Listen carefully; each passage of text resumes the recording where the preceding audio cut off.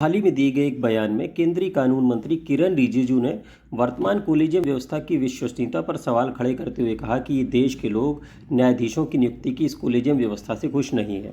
ऐसा माना जा रहा है कि केंद्रीय मंत्री का यह बयान हाल ही में नियुक्त हुए भारत के मुख्य न्यायाधीश जस्टिस DY चंद्रचूड़ की नियुक्ति के संदर्भ में है। जैसा कि हम सभी लोग जानते हैं कि हाल ही में जस्टिस DY चंद्रचूड़ भारत के 50वें मुख्य न्यायाधीश नियुक्त हुए हैं और इनके पिता जस्टिस YV चंद्रचूड़ भी भारत के मुख्य न्यायाधीश रह चुके हैं और उनके नाम इस पद पर सबसे लंबे समय तक रहने का रिकॉर्ड भी है। ये मुद्दा आजकल सोशल मीडिया में काफ़ी चर्चा में है। ट्विटर पर लोग कोलेजियम सिस्टम के अगेंस्ट में कई हैशटैग चला रहे हैं जिसमें लोग जस्टिस चंद्रचूड़ की नियुक्ति पर काफ़ी तीखी प्रतिक्रिया व्यक्त कर रहे हैं।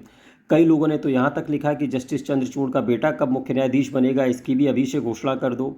हालांकि जजेस के बेटे या परिवार के सदस्यों का जज बनने का ये कोई पहला मामला नहीं है देश में, बल्कि भारतीय न्याय व्यवस्था की एक स्थापित परंपरा बन चुकी है। जैसे हम देखें कि वर्तमान मुख्य न्यायाधीश जस्टिस UU ललित, इनके पिता जस्टिस UR ललित भी बॉम्बे हाईकोर्ट के एडिशनल जज रहे हैं।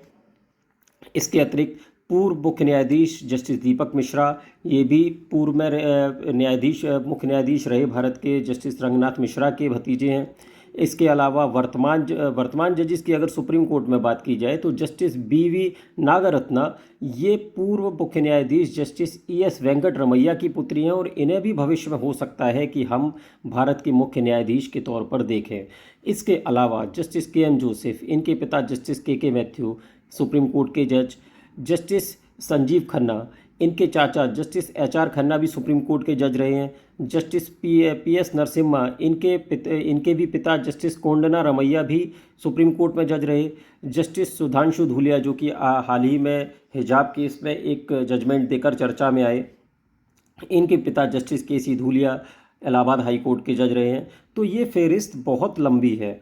वर्तमान में अगर बात की जाए तो भारत की सुप्रीम कोर्ट में लगभग 33% जज और सभी हाई कोर्ट्स में देश के लगभग 50% जज किसी न किसी जज के बेटे या भतीजे या परिवार के सदस्य हैं।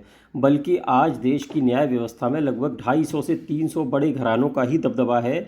ज़्यादातर न्यायाधीश या बड़े न्यायिक पदों पर इन्हीं घरानों के लोग ही काबिज हैं, क्योंकि भारत ही एकमात्र ऐसा लोकतांत्रिक देश है पूरी दुनिया में जहां एक जज की नियुक्ति दूसरा जज करता है।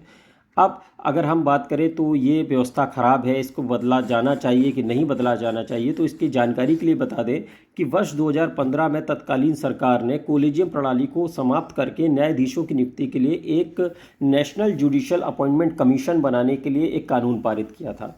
लेकिन सुप्रीम कोर्ट ने इसे बेसिक स्ट्रक्चर ऑफ कॉन्स्टिट्यूशन का इन्फ्रिंजमेंट मानते हुए इसे अनकॉन्स्टिट्यूशनल डिक्लेयर कर दिया। सुप्रीम ने इसे न्यायपालिका की स्वतंत्रता में हस्तक्षेप मानते हुए रद्द कर दिया था।